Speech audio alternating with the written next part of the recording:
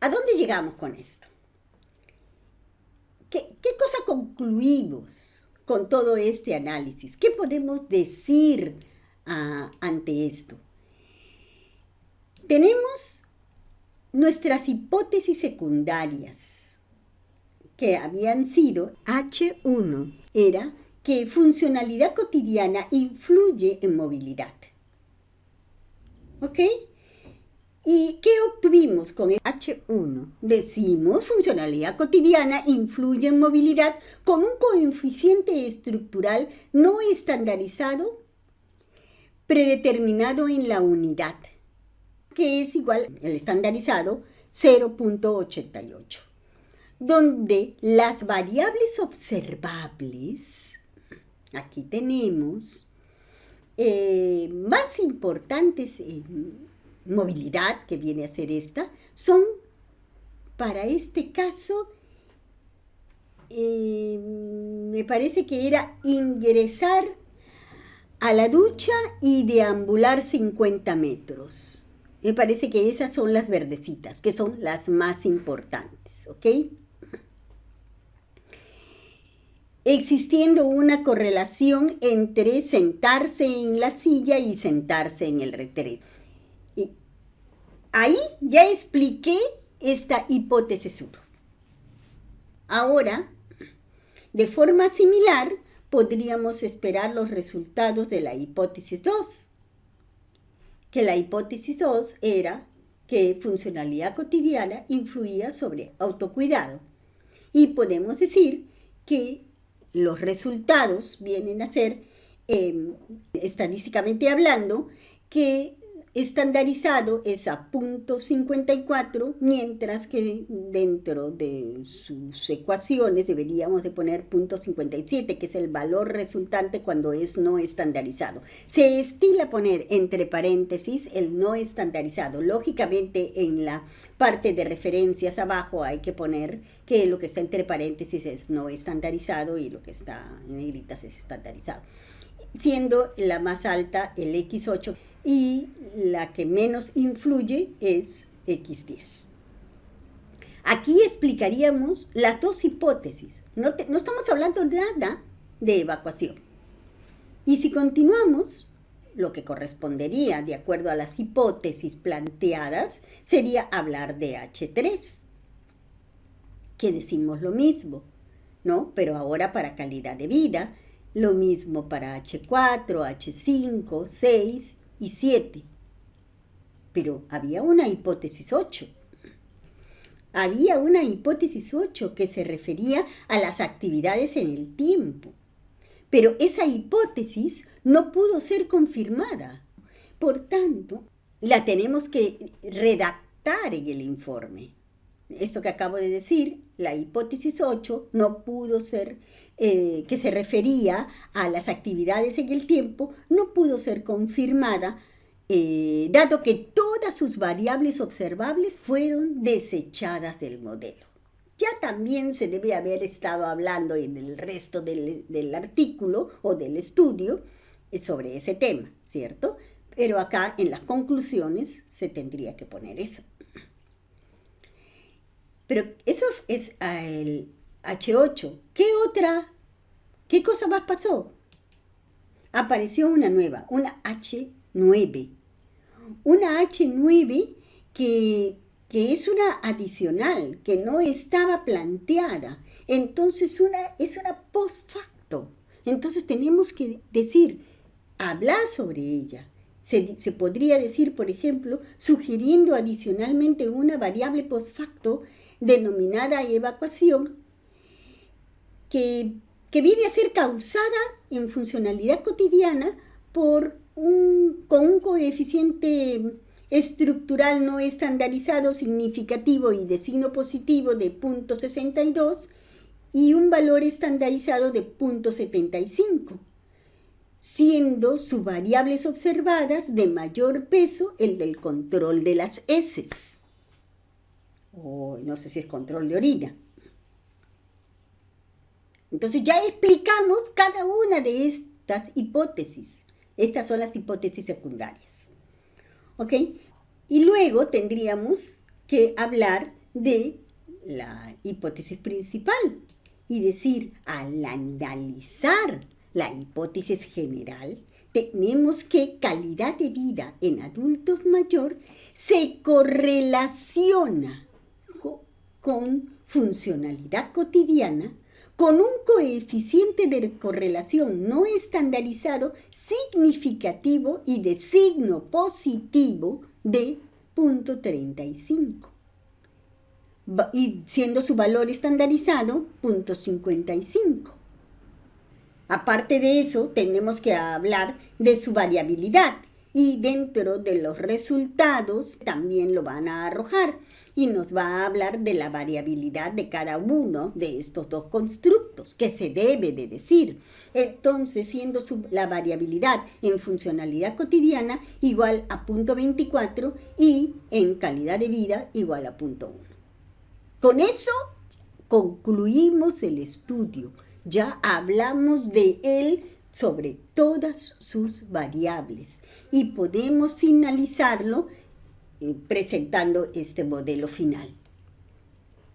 Y decimos, relación entre nivel de dependencia de funcionalidad cotidiana y calidad de vida de personas atendidas en organizaciones para el adulto mayor. También podríamos agregar a este resultado, ese es el título final, podríamos agregarle en centros de atención para el adulto mayor del distrito en el cual se trabajó, o de los 3 centros de atención para el adulto mayor del distrito fulano, ¿no? Ahí estamos concluyendo nuestro análisis, nuestro artículo con toda esa redacción. Aquí tenemos todo el artículo ya hecho. Y podemos, por tanto, verificar de que la intención de este trabajo, que fue poder resolver esta correlación, ya se consiguió, ya se trabajó, ya se hizo y lo importante es ahora todo lo que hemos hablado, plasmarlo en cada uno de sus artículos en función de las dificultades y de lo que ellos envuelven, ¿no? Sé que hay algunas cositas en algunos artículos en los cuales está siendo dificultoso poder trabajarlos, pero hay que tomar en cuenta de que no siempre los estudios pueden ser concretados. Hay trabajos que se hacen y que al final no se caracterizan con los resultados que nosotros esperábamos obtener. Se plasmó una cosa y resultó otra. Entonces, los grupos que han tenido problemas con sus bases de datos, no se preocupen porque de todas maneras los análisis que se hagan, claro, tal vez nos sirva ya para hacer un artículo muy lindo, ¿no? Pero los análisis que se hagan deben de ser justificados y por tanto la conclusión debería ser, si es que no funciona, no funciona. No funciona ¿dónde? En el estudio, en el grupo objetivo o bajo las condiciones plasmadas.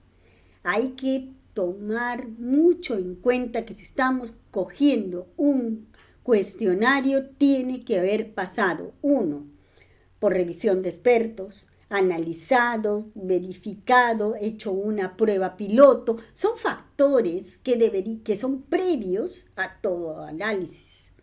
Entonces, si cogemos así nomás, también no va a funcionar, por un lado. Y por otro, pese a de que se puede haber hecho todo eso, como hace un tiempo dije, la persona que me dio a mí la dirección para el modelado de ecuaciones estructurales solía decir en sus charlas, en sus trabajos planteados, Diosito, por favor, que funcione. Así decía cuando corría para ver si funcionaba el sistema trabajado. En su caso, en varias oportunidades no funcionó y por eso él lo hacía, asumo, para explicar por qué no funcionaba, ¿no? Pero es verdad, a veces estamos trabajando y decimos, "Ay, ojalá funcione". Y es verdad, porque pueden haber cosas de que han salido de nuestro alcance para poder hacer el estudio. Ok, Profesor, ¿algún comentario, por favor? di. Disculpe. Lo que acabamos de ver en todo el proceso complejo, pero puede ser un símil con lo que hace el psicometrista. El psicometrista pretende obtener niveles de validez, de confiabilidad y tal vez baremación. Y en uno de esos procesos de validez, aparte de la estructural que sería esta, de lo que se ha desarrollado en el curso, hay una validez que se llama validez con otras variables o validez de criterio o validez convergente o divergente, que es una correlación. Entonces, mi pregunta de repente no lógica sería que si se puede hacer un modelo de ecuaciones estructurales para ese tipo de validez, es decir, la validez con otras variables, en el caso de nosotros, personalidad resiliente con optimismo. Si hay correlación, que en ese caso sería validez convergente, si se puede hacer un modelamiento de esa validez. Por supuesto, cuando estamos trabajando cualquier modelo, incluso cuando se trabaja con modelos que no son transversales, sino están corriendo en el tiempo, ¿ok? Se puede hacer modelado de ecuaciones estructurales organizando correctamente la información, planteando correctamente las hipótesis, formando correctamente los constructos. Originalmente el planteamiento tiene que ser lo mejor posible. Y una vez de que ya se tiene, por ejemplo, si en este estudio ya lo tenemos así, queremos ahora verificarlo, incorporar en él alguna situación, evidentemente tiene que ser plasmada en la misma población y haber sido recogida en la misma época. Pero si estamos hablando en el tiempo, podríamos trabajar en la misma zona, tal vez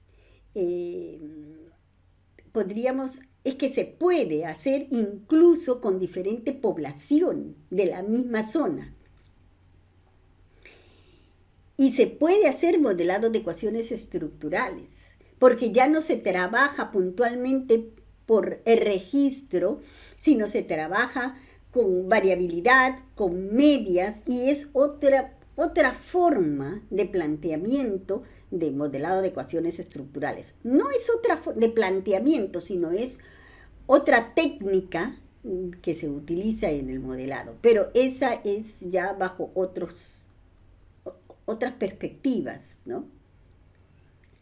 Un estudio longitudinal. Claro. En realidad, el modelado de ecuaciones estructurales entra en, bueno, hasta ahora no he visto que no se utilice en ningún tipo de estudio bajo ningún criterio. O sea, que sea rechazado. Porque esta forma que hemos estado trabajando es covarianzas. Modelo de ecuaciones estructurales basados en covarianzas. Para encontrar una correlación, para encontrar un modelo incluso de estadística en el tiempo, de mortalidad. Todo se puede hacer. Es simplemente hacer correctamente el planteamiento. Sugiero que nos prepare otro cursito, por favor, para entrar en esos temas. Ok, de todas maneras, vamos a ver qué cosa vamos a hacer para en este mismo año, antes de que concluya, ver si se puede abrir o un curso de modelo de ecuaciones estructurales, algo más avanzado, o bien otro tipo o paralelo, no sé, de investigación con modelo de ecuaciones estructurales, pero basados, por ejemplo, ya no en covarianzas, sino un PLS, ¿no? Modelos predictivos. Predictivos. ¿Ok? Ya vemos, ya. Escríbame bien, dándome sus sugerencias y vemos qué se puede hacer. Ese es un puntito aparte. Ok.